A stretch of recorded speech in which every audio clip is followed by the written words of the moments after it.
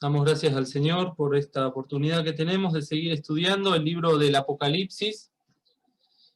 Es un libro que es difícil de entender y difícil de estudiar, pero confiamos en el Señor. Y como dice su palabra, si alguno tiene falta de sabiduría, demándela a Dios. Hemos estudiado una introducción al libro. Entre el hermano Fernando y yo hicimos una exposición del capítulo 1. La semana pasada el hermano Marco habló de la iglesia en Éfeso, a la cual el Señor manda la primera carta de las 7 que son enviadas y a las cuales está dirigida estas cartas de exhortación, de aliento y también de reprensión. Vamos a compartir también la pantalla de las diapositivas o PowerPoint.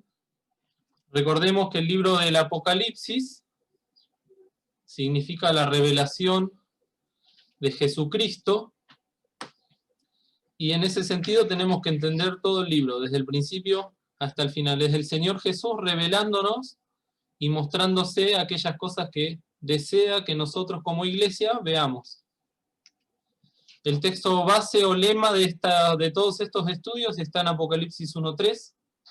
Bienaventurado el que lee y los que oyen las palabras de esta profecía y guardan las cosas en ellas escritas, porque el tiempo está cerca. Nunca nos olvidemos de esto, de que el tiempo está cerca.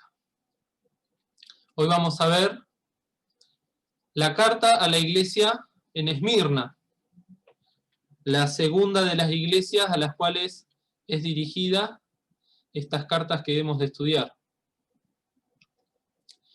Y la lectura la tenemos en el libro de Apocalipsis, en el capítulo 2, los versículos 8, 9, 10 y 11. Apocalipsis 2, del 8 al 11, que dice: y escribe al ángel de la iglesia en Esmirna, el primero y el postrero, que fue muerto y vivió, dice estas cosas. Yo sé tus obras y tu tribulación y tu pobreza, pero tú eres rico. Y la blasfemia de los que se dicen ser judíos y no lo son, mas son sinagoga de Satanás. No tengas ningún temor de las cosas que has de padecer. He aquí el diablo ha de enviar a algunos de vosotros a la cárcel para que seáis probados, y tendréis tribulación de 10 días. Sé fiel hasta la muerte, y yo te daré la corona de la vida.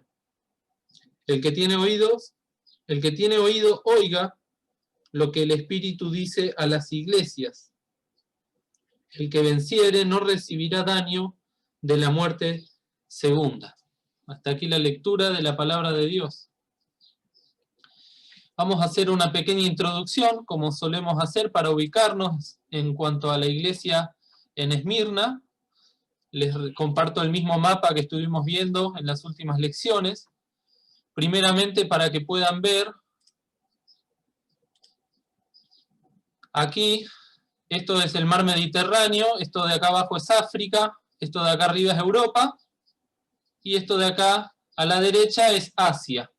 Dentro de Asia está Israel y la ciudad de Jerusalén, de donde salió la palabra del Evangelio hacia el resto del mundo, en manos de los apóstoles, pero también de muchos cristianos que se iban convirtiendo y que iban llevando el Evangelio por todas las regiones. Dentro de la región de Asia están las 7 iglesias que nosotros vamos a estudiar, y en esta región de Asia vimos ya la carta a los Efesios, enviada desde la isla de Patmos, y luego los próximos en recibir la carta fueron los de Esmirna. Esmirna es una ciudad muy importante en el día de hoy, es la tercera más importante de toda Turquía. Esto que nosotros llamamos Asia en la Biblia, hoy en día es el país de Turquía. Es una ciudad muy importante y muy rica, con mucha gente, comparable con la provincia de Santa Fe, acá en Argentina. Tiene más de 4 millones de personas, un puerto muy importante que recibe de todo el mundo y es una entrada para el resto de Asia. En la antigüedad, en la época en que se escribió esta carta, en el año aproximadamente 96 después de Cristo, también era una provincia muy importante, Esmirna, por ese puerto natural que tenía, y era una de las provincias del Imperio Romano. Dicen los diccionarios bíblicos respecto de esta ciudad que tenía una relación muy buena con la ciudad de Roma, a pesar de que estaban subyugados por los mismos. No se rebelaron contra los romanos, sino que los aceptaron porque les convenía económicamente. Y como toda ciudad donde hay puertos, como en Tiro, en Sidón y otras ciudades bíblicas, también hay mucho pecado. Hay mucha promiscuidad, hay mucha idolatría, vienen de todo el mundo y comparten toda clase de impurezas espirituales, y Esmirna era una de esas ciudades. Tanto es así que en el momento en que Roma decide o impone el culto al emperador como si fuese un dios, Esmirna, la ciudad, los gobernantes, lo aceptan y lo imponen también dentro de su ciudad. Y se perseguía a todo aquel que se negara a hacerlo, que se negara a adorar al emperador romano, como pasó, por ejemplo, en tiempos de Nabucodonosor.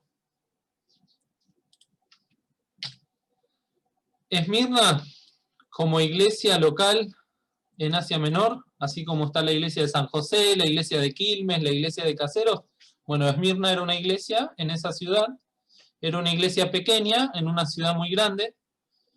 Nos dice la carta que era una iglesia pobre, empobrecida, en una ciudad muy rica y opulenta. Los comentaristas bíblicos creen que comenzaron siendo un anexo, como conocemos hoy en día, de la iglesia de Éfeso, por donde primeramente llegó el Evangelio en Asia. Y me fijé en el mapa y hay una distancia de 70 kilómetros entre Esmirna y Éfeso. Es como ir y volver a la Quinta Delfia, más o menos. Y en lo del libro de los Hechos se nos relata, que se estuvo escuchando en las lecturas diarias de esta semana, cómo comenzó la obra en Éfeso y cómo a partir de ahí se expandió el Evangelio. Dice, y esto fue por espacio de 2 años, de manera que todos los que habitaban en Asia, judíos y griegos, oyeron la palabra del Señor Jesús. En el versículo 20 dice, y así crecía poderosamente la palabra del Señor y prevalecía. No se sabe en qué momento particular de la historia comienza la iglesia en Esmirna, pero en estos 2 años se da a entender que el Evangelio llegó hasta esa ciudad. Y como siempre, caló en los corazones de aquellos pecadores que se reconocieron como tales y aceptaron al Señor Jesús, ya sean judíos, griegos o estos hombres de Esmirna. La iglesia en Esmirna fue una iglesia perseguida y una iglesia saqueada en medio de constantes tribulaciones. Después vamos a detenernos un poco en esto. Tenían un pastor o un anciano que se llamaba Policarpo, que en griego quiere decir muchos frutos. Era un pastor precioso que también tuvimos la oportunidad de escuchar y leer en las lecturas diarias algunas características de este siervo de Dios, que era entregado al Señor y entregado también a la obra y al servicio a sus ovejitas ahí en Esmirna. Policarpo había nacido en el año 65 después de Cristo, más o menos cuando muere el apóstol Pablo y el apóstol Pedro. Y para cuando Juan, que ya era muy anciano, escribe la carta del Apocalipsis, Policarpo tenía alrededor de unos 30 años. El Señor le permitió vivir a este pastor muchos años, 86 años se cree que tenía, cuando tuvo que sufrir él mismo el martirio, después seguramente después de haber visto padecer de la misma manera a muchos de sus hermanos de la iglesia en Esmirna, le tocó a él cuando era un anciano.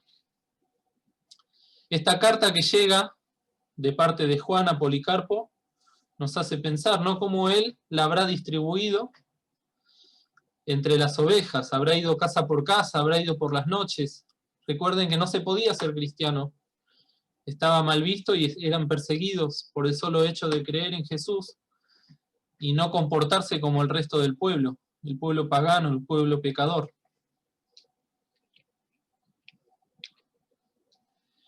La carta que hemos leído es enviada por Juan al ángel de la iglesia en Esmirna, que se llamaba Policarpo.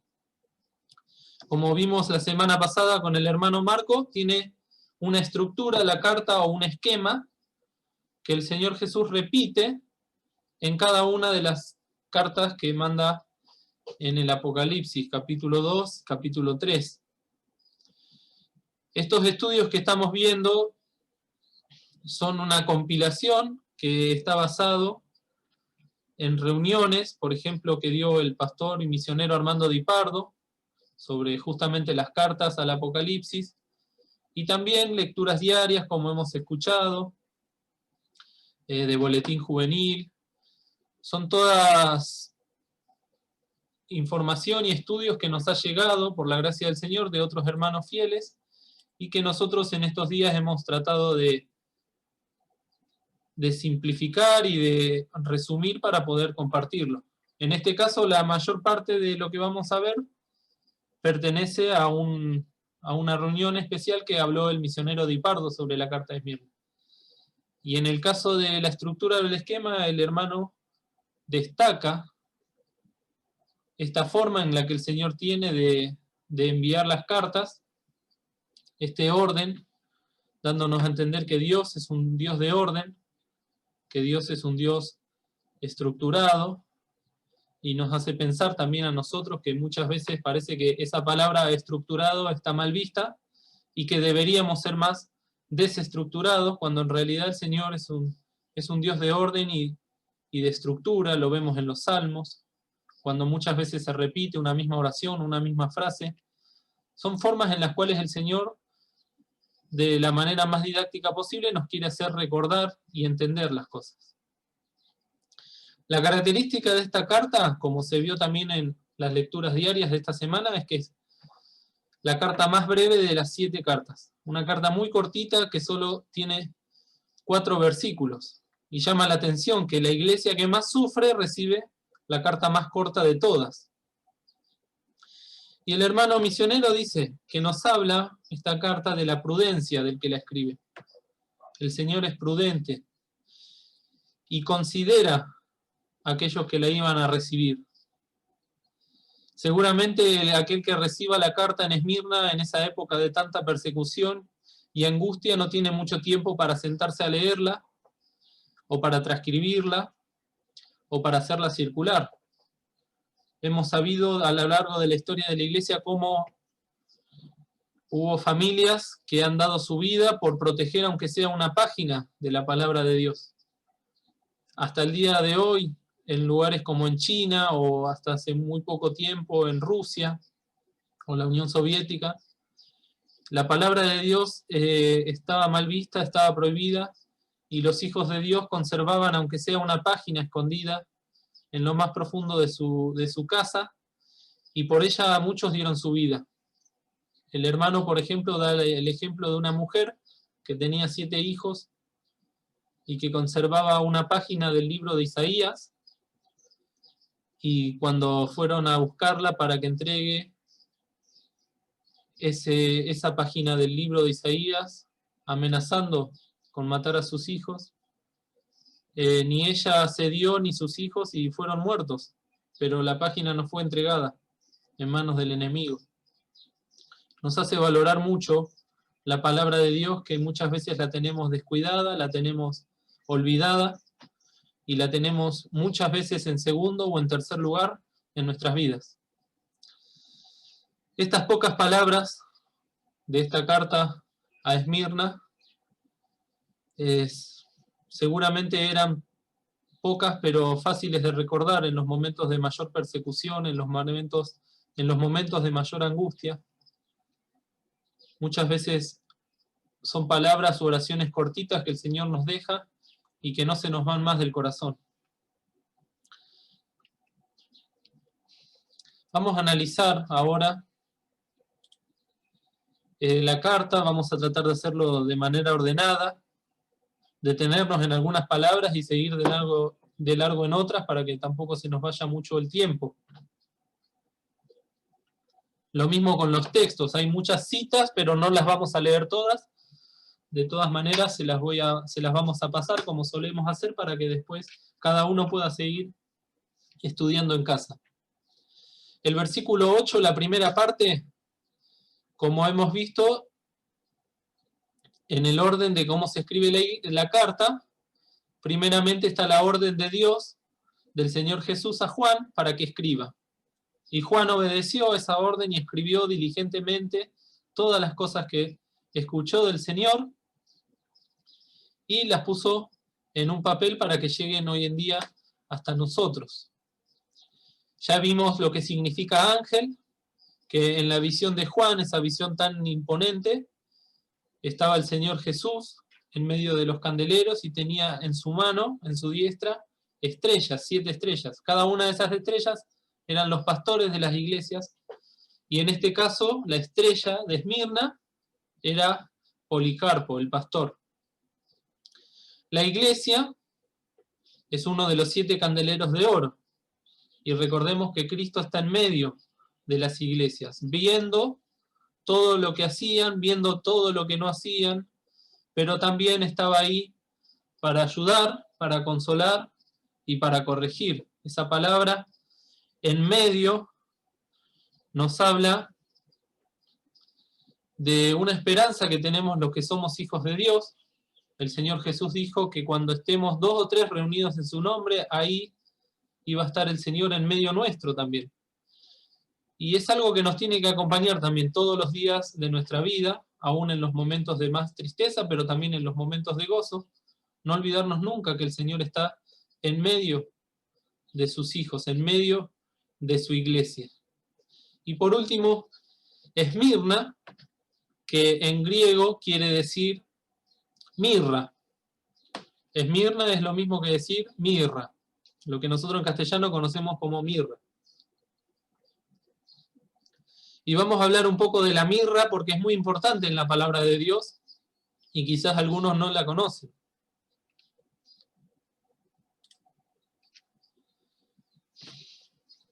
La mirra es una sustancia resinosa, es una resina, algo gomoso, que tiene propiedades medicinales.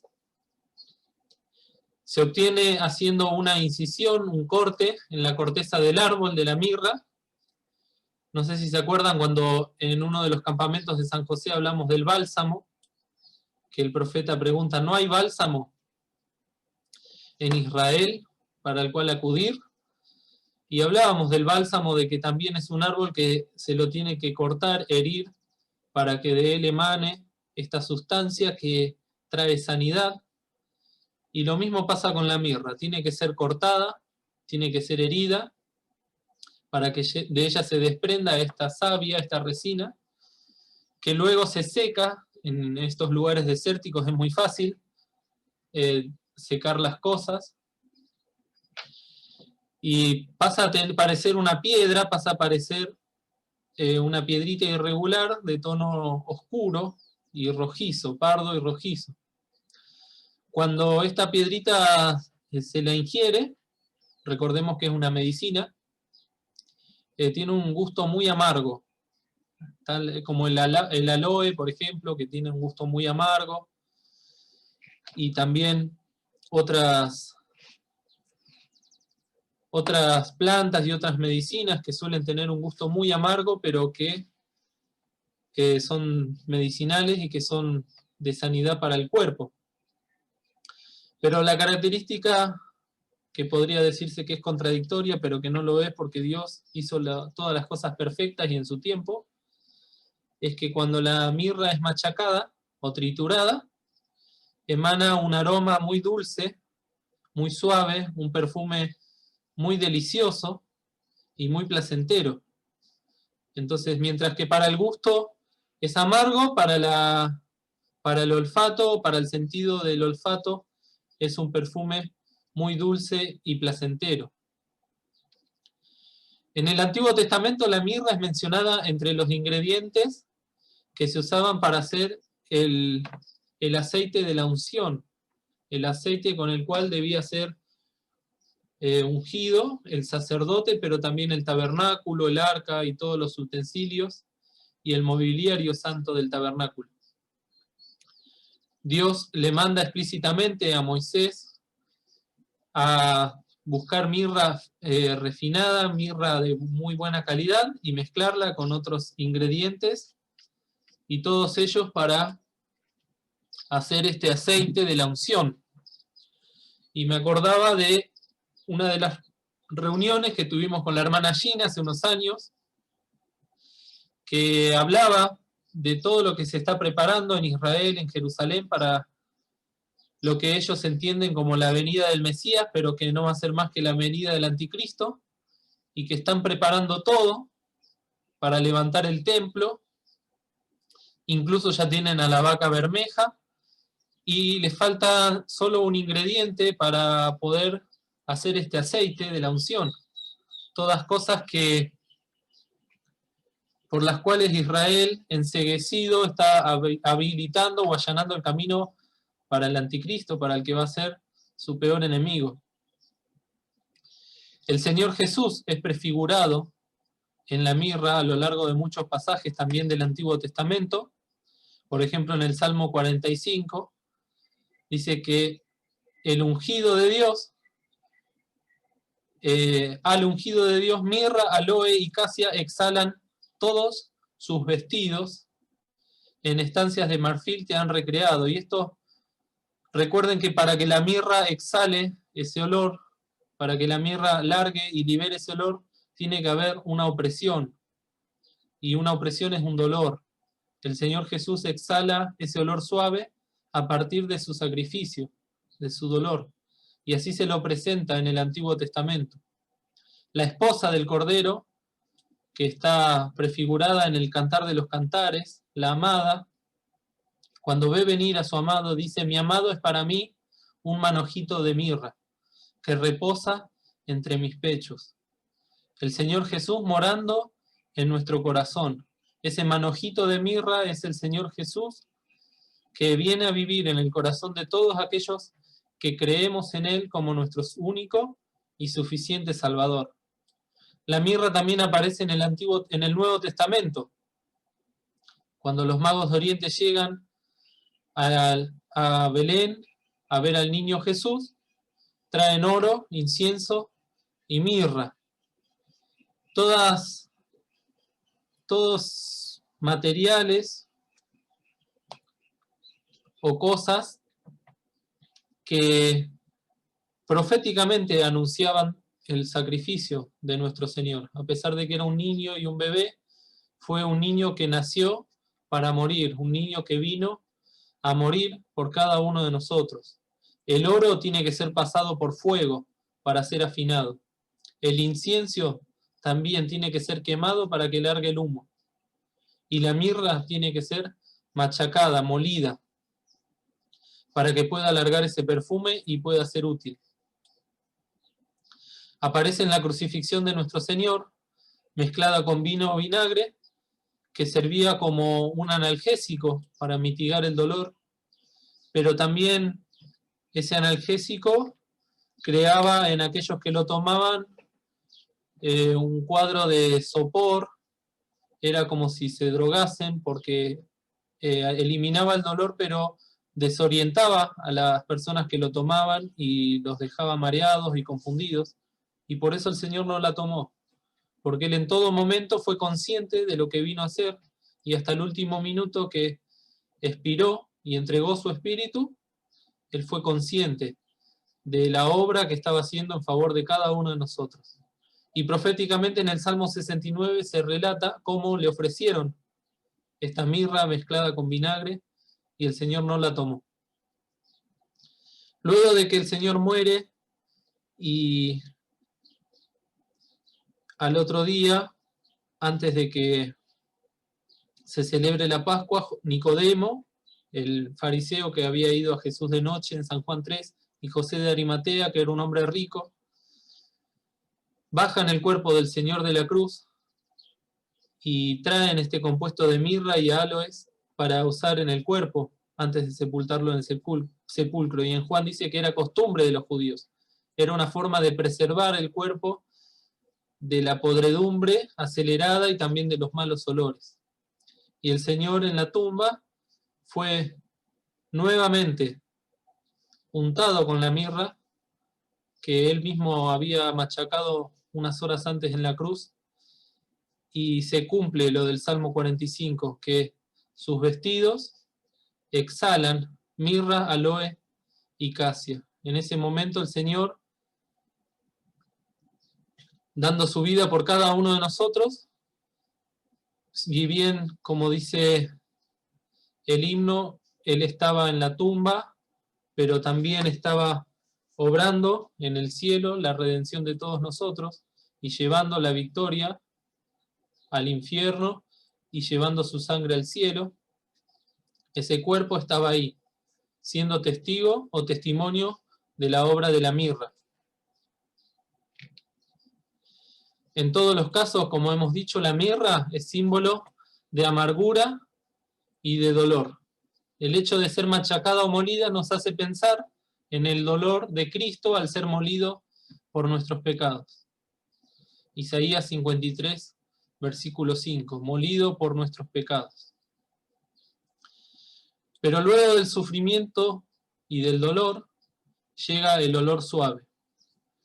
Y sin dolor, dice el hermano Armando de Pardo, no hay suavidad. No se puede agradar a Dios si primeramente no hay sacrificio. Y yo pensaba que Dios nos hace entender en su infinita misericordia, a través de estos ejemplos de los olores y los aromas, cómo Él siente o percibe el pecado y la santidad. Porque o podemos dar olor a muerte y podredumbre, o podemos dar olor suave y agradable a Dios.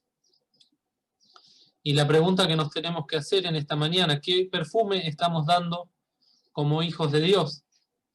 ¿Un aroma agradable o un olor fuerte y fétido, un olor horrible que el Señor lo percibe aunque nosotros no lo percibamos? ¿Qué perfume estamos dando como iglesia en San José? Esmirna, que significa mirra, daba un olor suave. Éfeso, ya no tanto, porque había olvidado el primer amor y hacía las obras en la carne. Y el misionero se pregunta si el olor que damos, el aroma que damos, está podrido de mundanalismo o es olor a mirra. Una pregunta que la dejé en azul para que nos hagamos cada uno de nosotros. Hay un texto muy precioso: sed pues imitadores de Dios como hijos amados y andad en amor como también Cristo nos amó y se entregó a sí mismo por nosotros, ofrenda y sacrificio a Dios en olor suave. Y yo les hago una pregunta. Este texto parece que hubiese sido escrito a la iglesia en Esmirna, ¿no? Imitadores de Dios, como también Cristo se entregó a sí mismo por nosotros, ofrenda y sacrificio en olor suave. ¿Alguien me puede decir a quién fue escrito este texto?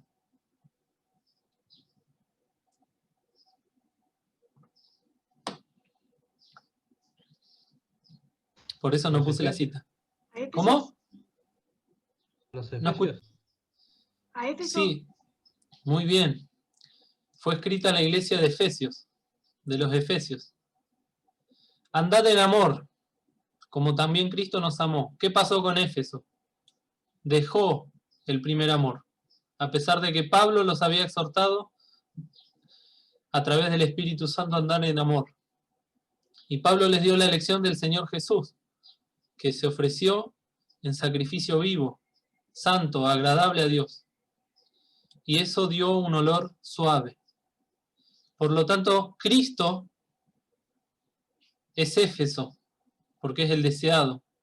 A pesar de que en Isaías dice, verlo hemos y sin atractivo para que le deseemos, para Dios, Cristo en su sacrificio es el deseado. Nosotros, con los ojos de la fe, tenemos que desearle como nuestro Salvador, a pesar de que en la cruz puede haber una imagen muy grotesca del Señor derramando su sangre y siendo lastimado por nosotros. Tenemos que desearlo, como también dice el deseado de naciones, creo que en Daniel. Y también Cristo es Esmirna, es la mirra, es el sacrificio que da ese olor suave. Y nosotros como iglesia, y como dice este texto, debemos imitarle. Lamentablemente la iglesia de Éfeso no pudo seguir con este testimonio precioso y el Señor lo tuvo que exhortar para que se arrepientan y hagan las primeras obras. Mientras que Éfeso había dejado el primer amor, había caído de muy alto y debía arrepentirse y volver a las primeras obras, Esmirna es alentada por el Señor y no recibe ningún reproche. Esmirna pone en práctica lo que Éfeso dejó. No despreciaron el consejo de Dios escrito en Efesios 5, que acabamos de leer, aunque eso les costó lágrimas, dolor y muerte. Donde falló Éfeso, Esmirna volvió a levantar la bandera del testimonio del Señor. Esa bandera que en el libro de los Salmos dice: has dado a los que te temen bandera que alcen por la verdad. Esa es una bandera que ha de costar lágrimas, dolor y muerte, si Dios lo permite, pero que es una bandera que debe ser sostenida, y Esmirna la tomó y la llevó adelante. Y si bien ya había persecuciones a la iglesia desde antes de esta carta, y también las habrá después, nosotros no nos imaginamos todas las persecuciones que han de venir antes de que venga el Señor, pero nos tenemos que preparar, como también leímos en las lecturas diarias de esta semana. Si bien hubo todas estas persecuciones antes y después, Esmirna representa proféticamente, porque son cartas proféticas, a todas las iglesias, a todos los grupos de cristianos evangélicos, de renacidos, de toda la dispensación de la gracia, que han sufrido o sufrirán por el amor del Señor. En esta iglesia pequeña que estaba en el puerto de Esmirna, están reflejados todos aquellos cristianos que sufrieron o han de tener que sufrir por el Señor: persecución, angustia, tribulación, muerte, hambre, desnudez, cuchillo. Tantas cosas que el Señor, en su sabiduría y en su omnisciencia, permite que sus hijos tengan que pasar. Y este es un patrón también que se repite en Esmirna, pero también con el Señor Jesús en su tiempo aquí en la tierra, luego con los apóstoles y también con la iglesia, que los judíos odiaban todo lo que tenga que ver con Dios. Lamentablemente estaban enceguecidos en su maldad, y mientras tuvieron al Mesías delante de sus ojos, lo despreciaron y lo mataron. Y también los romanos, que representan a los gentiles, juntos, odiando y poniéndose en contra del Cordero de Dios y de su esposa.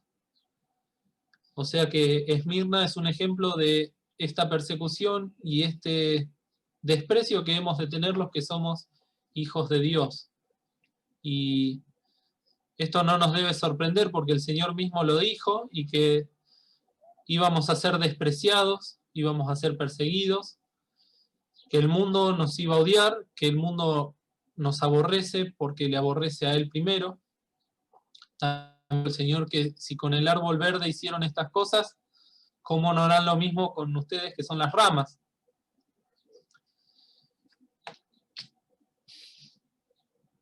Sigamos entonces con el análisis de la carta, queridos, porque el Señor, luego de decir a quién está dirigido la carta, se presenta a Él mismo. En Efesios se había presentado de una forma, dice, en Efesios 1 dice, en el Apocalipsis 2:1 dice: el que tiene las 7 estrellas en su diestra, el cual anda en medio de los 7 candeleros de oro. Y en este caso se presenta como el primero y el postrero, el que fue muerto y vivió.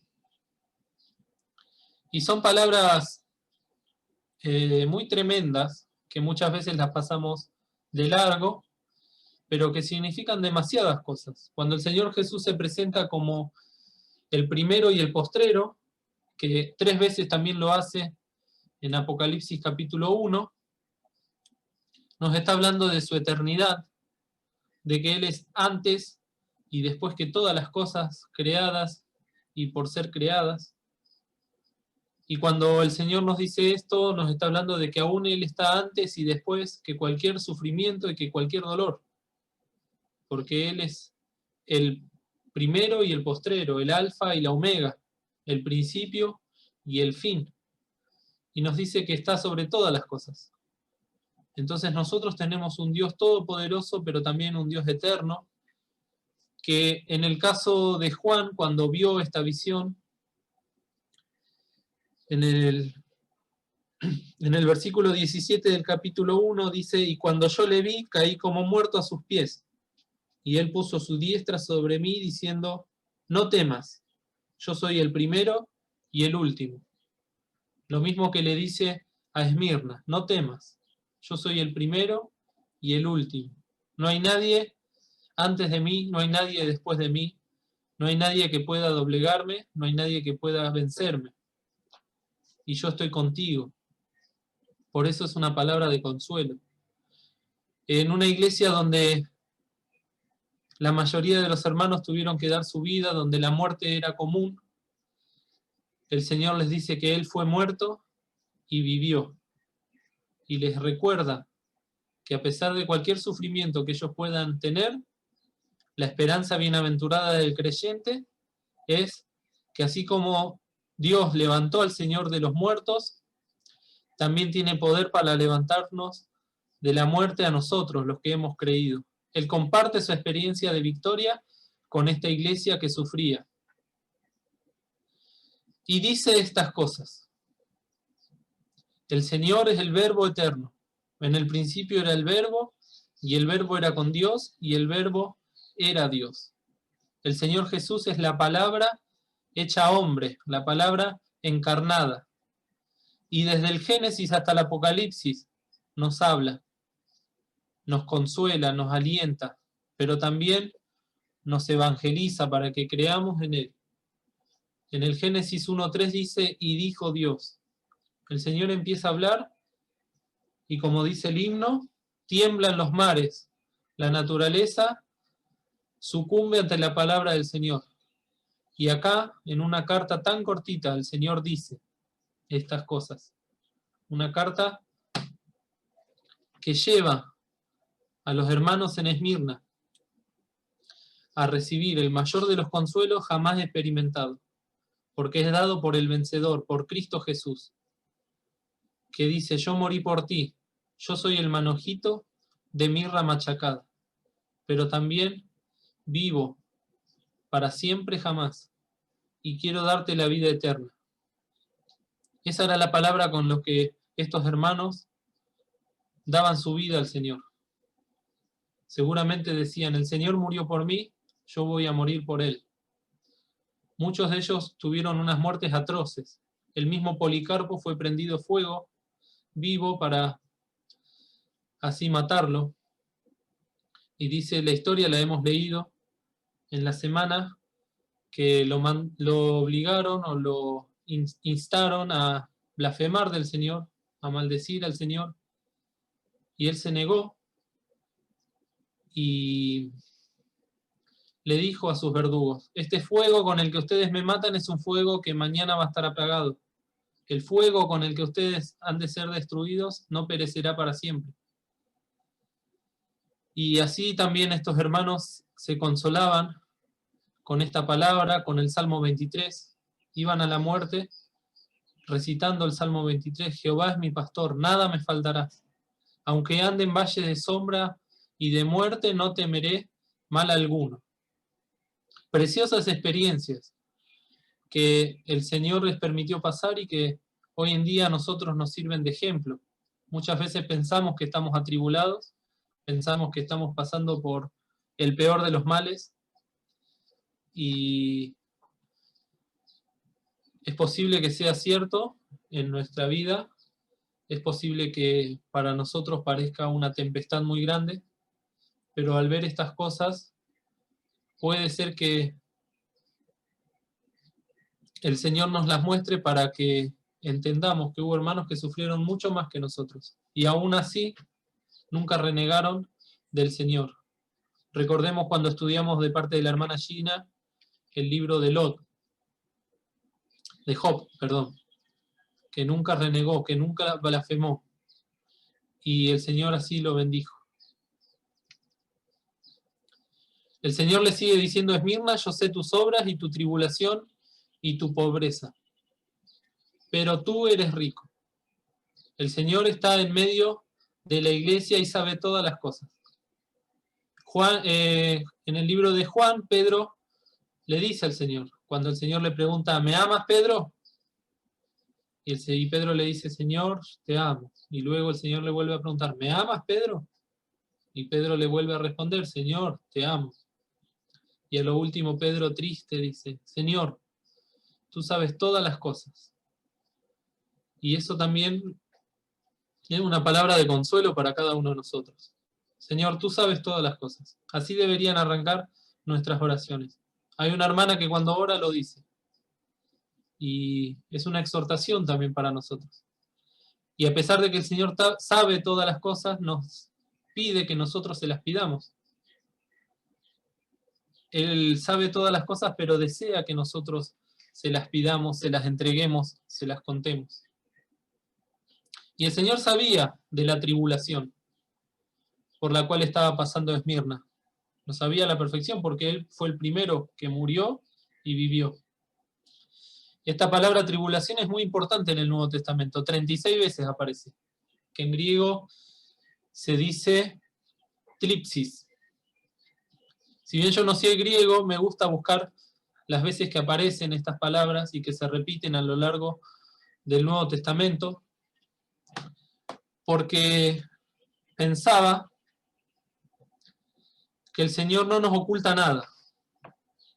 Desde un principio hasta el final, nos dice que los que somos hijos de Dios hemos de padecer por tribulaciones, hemos de pasar por tribulaciones. Es una palabra que no pasa desapercibida a lo largo de todo el Nuevo Testamento. Es una palabra que, si bien algunos predicadores la ocultan, la niegan o la disfrazan, está muchas veces como para pasarla por alto o para ningunearla. La palabra tribulación quiere decir apretura, estrechez, sufrimiento o angustia. Y la iglesia de Esmirna también era pobre, materialmente hablando. Después vamos a ver por qué. Y el Señor les dice que ellos realmente a sus ojos, porque el Señor ve las cosas con otros ojos, como le dijo Samuel al padre de David, Dios no ve lo que ve el hombre, sino lo que hay en el corazón. Y en realidad Dios se lo dijo a Samuel.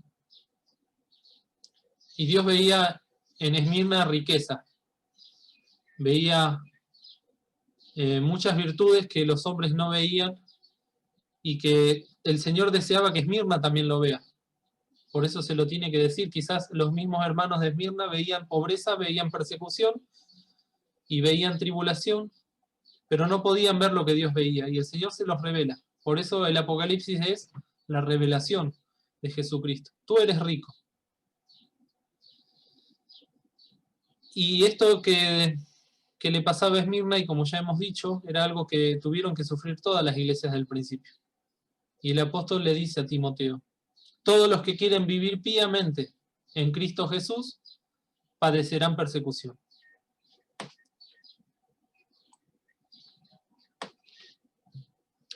Y esta es una exhortación que se escucha mucho en la reunión de jóvenes, que la escucho desde que soy chico, pero que nunca está de más. ¿Qué pasa si en nuestra vida no tenemos ninguna clase de persecución, ninguna clase de contradicción con la gente del mundo, ninguna clase de problemas? ¿Será que estamos andando como el mundo y por eso el mundo no nos aborrece? Porque necesariamente cuando nosotros somos hijos de Dios y queremos brillar como tales, empiezan los problemas. En una de las lecturas diarias dice que cada vez es más difícil ser un hijo de Dios en este mundo pecador. Buscar un trabajo honesto, buscar un trabajo donde podamos dar buen testimonio todo el día, desde el principio hasta el final. Muchos tenemos a cargo gente, o en mi caso estudiantes, alumnos, y todo el tiempo hay que dar un buen testimonio y no ser condescendientes con el mundo y con el pecado. Entonces, querer vivir piamente en Cristo Jesús tiene un precio. Ese precio es una elección que cada uno debe tomar y desear seguir. La iglesia de Esmirna pagó ese precio. Pero el primero que pagó el precio fue el Señor Jesús. Y Pablo a los Corintios les dice, porque ya sabéis de la gracia de nuestro Señor Jesucristo, que por amor de vosotros se hizo pobre, siendo rico, para que vosotros con su pobreza fueseis enriquecidos. Y si bien habla de la pobreza material del Señor que no tenía dónde reposar su cabeza, también nos habla de que se tuvo que hacer flaco. Y en esa condición de siervo, como dicen Filipenses, hallado en esa condición de siervo, tuvo que dar su vida por nosotros. El Señor, el Rey de Reyes y Señor de Señores, pasó a ser un juperete, un siervo, un esclavo. Los hermanos de Macedonia, de los cuales también Pablo da testimonio, ellos habían pasado por mucha tribulación y sin embargo daban de lo que tenían y aún de lo que no tenían para los hermanos de Corintios. Y eso Pablo lo traduce en abundancia de gozo y en riquezas de bondad. Si bien ellos eran pobres y daban lo que tenían y lo que no tenían y se empobrecían cada vez más materialmente, a los ojos de Dios, ellos tenían abundancia de gozo y riquezas de bondad.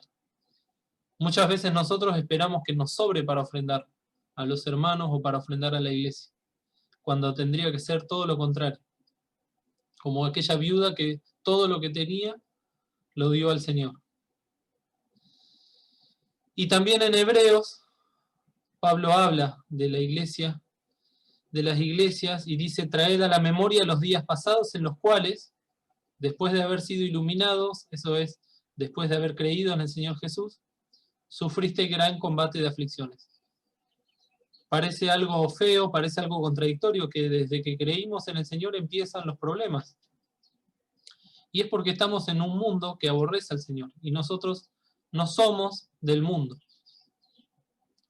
Por una parte, ciertamente con vituperios y tribulaciones fuisteis hechos espectáculo, y por otra parte hechos compañeros de los que estaban en tal estado, porque de mis prisiones, Pablo estaba preso, también os resentisteis conmigo, y el robo de vuestros bienes padecisteis con gozo, conociendo que tenéis en vosotros una mejor sustancia en los cielos, y que permanece.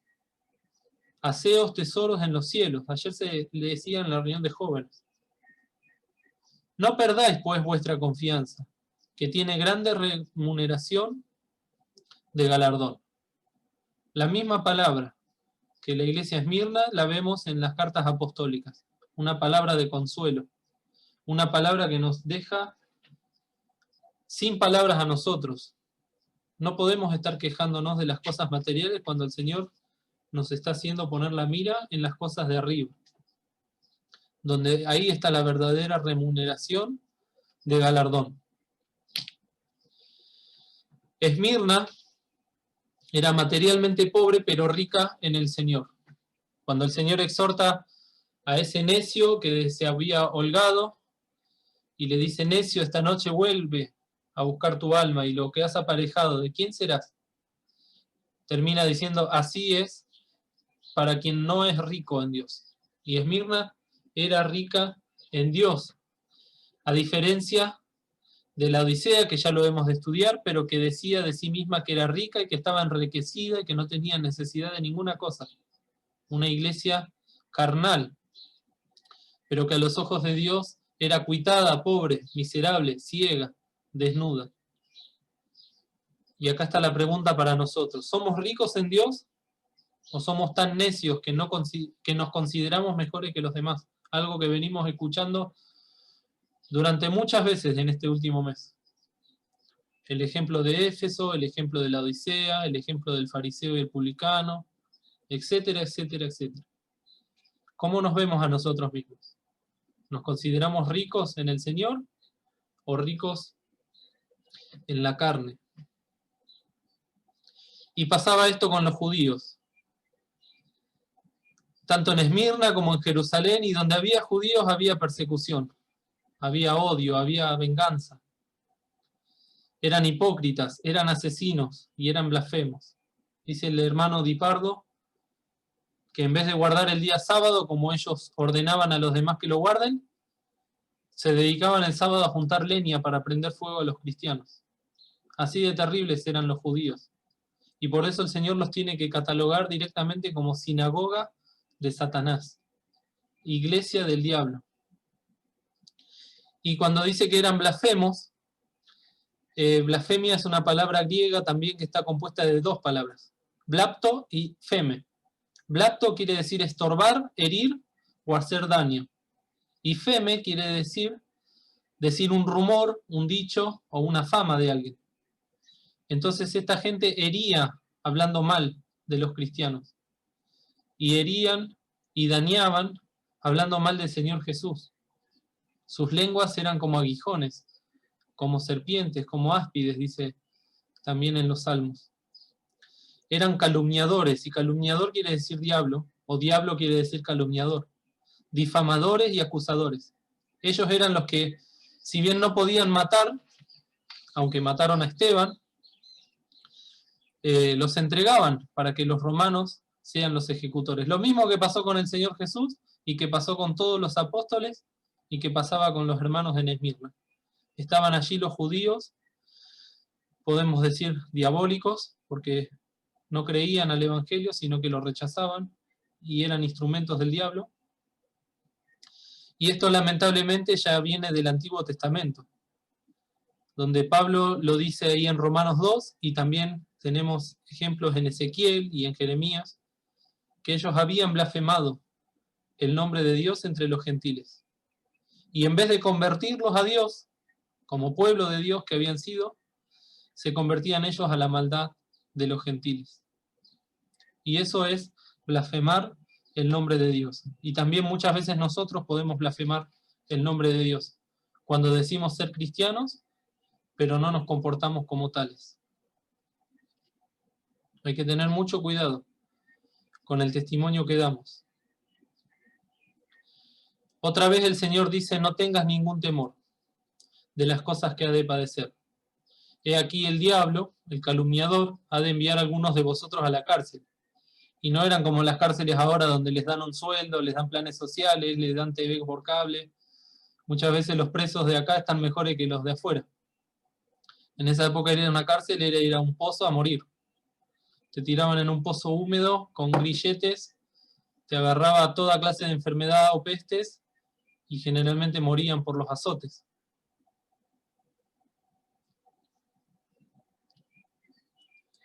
Y el Señor decía en Mateo capítulo 10, no temáis a los que matan el cuerpo, mas al alma no pueden matar. Antes, temed antes a aquel que puede destruir el alma y el cuerpo en el infierno. Ese es el temor que tiene que tener cada uno de las personas. Hoy en día estamos en época de inseguridad, a mí me contratan para poner cámaras, para poner alarma, para poner todo lo que sea, y no tienen temor de Dios. Y ahí es donde radica el error. Si bien hay que ser precavido, hay que tener cuidado, no hay que andar como quien dice, como si nada pasa, tenemos que ser prudentes, nos dice el Señor. El verdadero temor tiene que ser el temor a Dios. En las almas que no conocen a Cristo, el temor de ir al infierno ya debería ser suficiente para salvarnos. Pero en los que somos de Cristo, el temor reverente, el temor de no ofender a Dios. Y si bien el diablo los iba a enviar a la cárcel, sabemos que el diablo no puede hacer nada si Dios no se lo permite. Eso lo vimos en el estudio del libro de Job.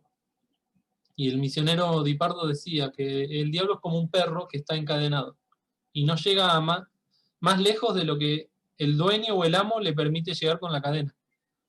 Eso también lo tenemos que entender. Hay iglesias donde predican que todo viene de parte del diablo, todo viene de parte de los demonios, y la realidad es que si bien el diablo nos quiere destruir, el Señor es el que permite o no que nosotros seamos probados. Y esa es la palabra clave, ser probados.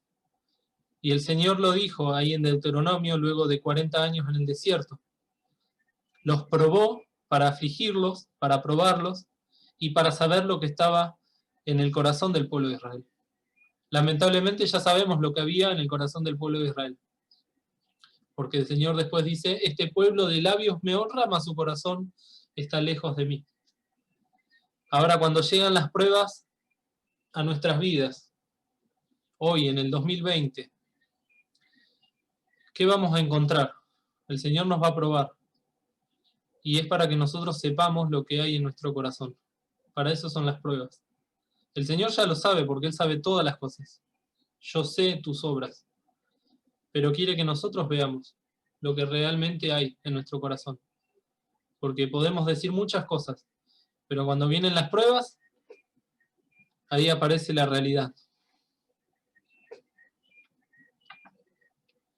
Habla de la tribulación de 10 días.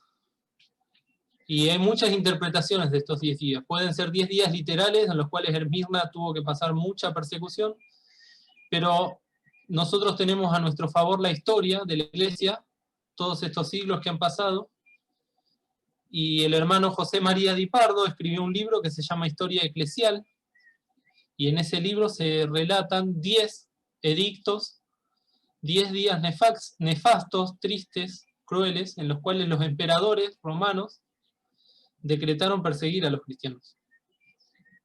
En distintos años, fíjense, desde el año 64 hasta el 264, 10 emperadores distintos mandaron a perseguir a los cristianos. Y en el estudio de la carta a Esmirna, la persecución es muy cruenta y se narran muchas cosas horribles. No las vamos a nombrar, pero sepamos que todo esto era por voluntad del Señor y que detrás de todo eso estaba la gracia del Señor y la misericordia del Señor. Sé fiel hasta la muerte y yo te daré la corona de vida. Sé fiel. La palabra fiel en griego es pistos. Quiere decir alguien que es digno de confianza. Pero también alguien que tiene confianza y fe en Dios. Y hay una palabra que me gustó, un texto que me gustó, porque en Gálatas, que habla de Abraham, y dice, y viendo antes la escritura, que Dios por la fe había de justificar a los gentiles, evangelizó antes a Abraham, diciendo, en ti serán benditas todas las naciones. Luego, los de la fe, nosotros, son benditos con el creyente Abraham. Fíjense que acá usa la misma palabra, fiel, pero la tradujeron creyente, porque es lo mismo, ser fiel y ser creyente es lo mismo. Abraham tuvo fe y pasa a ser el padre de la fe. Y también tuvo que sufrir muchas cosas, pero el Señor lo pone como un héroe de la fe. Entonces la fidelidad al Señor tiene que ver con tener confianza en el Señor, no negarle. Si otros le niegan, como dice el corito, como dice, si otros fallan, yo seguiré. Y el Señor Jesús es el primer fiel, ¿no? El que dice que permanece fiel y no se puede negar a sí mismo. Cuando le dice a la iglesia que sea fiel hasta la muerte, le está diciendo y nos está diciendo a nosotros que tenemos que ser fiel toda la vida. Y ya sea que muramos de viejos o que tengamos que dar la vida por el Señor, el mandato es el mismo, sé fiel, ten fe, ten confianza. Y el Señor en persona nos dará la corona de vida. Bienaventurado el varón que sufre la tentación, porque cuando fuere probado recibirá la corona de vida que Dios ha prometido a los que le aman. Dios prepara la corona y el Señor Jesús la entrega, algo muy precioso que nos tiene que consolar. El último versículo, el 11. El que tiene oídos oiga lo que el Espíritu dice a las iglesias. Si hacemos oídos sordos es porque estamos rechazando la palabra de Dios, porque todo aquel que tiene oído debería oír esta palabra, porque el tiempo está cerca. El que venciere no recibirá la muerte, no recibirá daño de la muerte segunda. Hay una muerte definitiva, la muerte segunda, y está aparejada para todos los que rechazan a Jesús como Señor y Salvador de sus vidas. En la Biblia, en el Apocalipsis, lo llaman lago de fuego. Ahí han de ser arrojados el infierno, el diablo, la muerte y todos aquellos que no están escritos en el libro de la vida. Analicemos nuestra vida, nuestra relación con Dios. ¿Estoy escrito en el libro de la vida? Porque si no, sí he de recibir la muerte segunda. Entonces, el que venciere y no recibirá el daño de la muerte segunda es aquel que primeramente creyó en el Señor Jesús como su Salvador personal. Y luego recién podemos decir que somos más que vencedores por medio de aquel que nos amó. Vencer. Nos está hablando de una victoria. En Hebreos capítulo 11 habla de los héroes de la fe, todos victoriosos. Algunos murieron, otros salieron airosos, pero todos tuvieron la victoria, porque fueron fieles, porque tuvieron fe. Cristo está en medio. No temas. Les dejo para que lean en casa Romanos 8, del 35 al 39. ¿Quién nos apartará del amor de Cristo? Esa es la pregunta que nos tenemos que hacer. El Señor, a través de Pablo, nos dice que nada ni nadie nos puede separar del amor de Cristo. Y las enseñanzas, hermanos queridos, hemos llegado a la hora. El primer testigo, el ejemplo, el mártir es y será Cristo. Y a Él tenemos que oír, como dice el Señor, como dijo el Señor desde el cielo. Este es mi Hijo amado, a Él oír. El mundo nunca será digno de los mártires. Eso lo dice en Hebreos 11:38, de los cuales el mundo no era digno. Lo que puede parecer una injusticia a los ojos humanos, para el cristiano fiel o que tiene fe, es una dignidad. Es un privilegio. Hay que ser digno de ser mártir del Señor. Cuando falleció nuestra hermana Elsa de Rico, se escuchó esta palabra. Ella fue digna de dar su vida por el Señor. Y si el Señor elige que nosotros demos su vida por Él, tendríamos que considerarnos dignos, privilegiados. Es un gran privilegio que no todos los cristianos han de pasar. Romanos 5, del 1 al 3, dice que aún nos gloriamos en las tribulaciones. ¿Qué clase de olor o aroma o fragancia estamos dando? Ya nos hemos preguntado. ¿Hinchazón y podrida llaga? ¿O ofrenda de olor y perfume suave? Efesios 5:2. El Señor espera que seamos valientes como los amigos de Daniel. Ayer se leía en la reunión de jóvenes. Porque ellos dijeron, he aquí nuestro Dios a quien honramos puede librarnos del horno de fuego ardiendo. Y de tu mano, oh Rey, nos librará. Y si no, aunque no los libre, ellos estaban confiados en el Señor de que no iban a fallar, de que no iban a dejar de ser fieles. Aunque no los libre, sepas, oh Rey, que tu Dios no adoraremos ni tampoco honraremos la estatua que has levantado. Ese y si no, nos habla de una absoluta confianza en el Señor y una fe preciosa, que nosotros ahora debemos imitar. El hermano decía, basta de los compadritos del siglo XX, necesitamos jóvenes valientes, realmente valientes en el Señor, que puedan aprender a dar testimonio de que son hijos de Dios. Y llegado al caso, incluso dar su vida.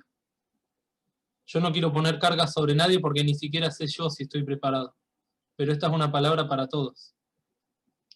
Mucho cuidado con el diablo, que nos ha de susurrar siempre si vale la pena sufrir por el Señor. ¿Vale la pena sufrir tanto? ¿Vale la pena sufrir esto? Sabemos de muchos que, como la parábola del sembrador, llegando a la aflicción, se escandalizaron, se apartaron y no dieron fruto. Qué triste que es cuando llega la aflicción y en vez de seguir adelante, damos un paso al costado. Cuidado con el diablo que susurra. Y también cuidado con la carne que se viste de piedad y que va a preferir siempre el dolor físico al dolor del sacrificio espiritual. Y en este libro de José María Di Pardo dice que hubo algunos que, emocionados y queriendo lucirse, miren a lo que llega la carne, por ver en el Coliseo, en los coliseos romanos, ver cómo mataban a los cristianos, querían ser muertos también, a pesar de no tener la experiencia de salvación, porque querían después pasar a ser mártires, querían pasar a ser beatificados, santificados, adorados. Y así de engañosa es la carne, y el corazón perverso más que todas las cosas. Y va a preferir que nosotros pasemos hambre o persecución o dolor antes que llegar verdaderamente al sacrificio espiritual, a ser machacados como mirra, que el Señor es lo que desea en cada uno de nosotros. Y por eso Pablo decía, con Cristo estoy juntamente crucificado y vivo, no ya yo. Y por último les dejo de tarea analizar Cantar de los Cantares, capítulo 5, versículo 5. Yo tengo mis conclusiones, pero me gustaría que las compartamos entre todos. Esto es todo, hermanos. Disculpen que se hizo un poco largo, pero vemos como en 4 versículos tantas cosas el Señor nos tiene para decir. Y cuánto habrá acompañado esta carta tan cortita a estos hermanos tan atribulados. Y hoy en día estamos viendo cómo se acerca la venida del Señor y el diablo está preparando a su iglesia, la iglesia del anticristo, que va a ser una iglesia mundial, pero sin Dios. Una iglesia que va a estar desde el Estado y desde todas las religiones que se van a juntar en la Gran Babilonia. Y aquellos que querramos vivir piamente, padeceremos persecución. Y aún aquellos que no creen en Cristo Jesús, y quizás escuchen esto cuando ya la iglesia no esté, sepan que la persecución va a venir y que han de tener que dar su vida por el Señor. Y el Señor los ha de compensar, y los va a coronar y los va a premiar por dar su vida. Pero ahora estamos en la dispensación de la gracia y podemos ser salvos por fe, solo creyendo en el Señor Jesús, solo mirando a Cristo en la cruz y entendiendo que Él es el manojito de mirra que se ofreció por nosotros. Solo así podemos ser salvos. Y aprovechemos que estamos a tiempo de creer y de ser salvos, porque luego va a venir la verdadera persecución, la angustia y los ayes de dolor. Que el Señor nos bendiga, queridos,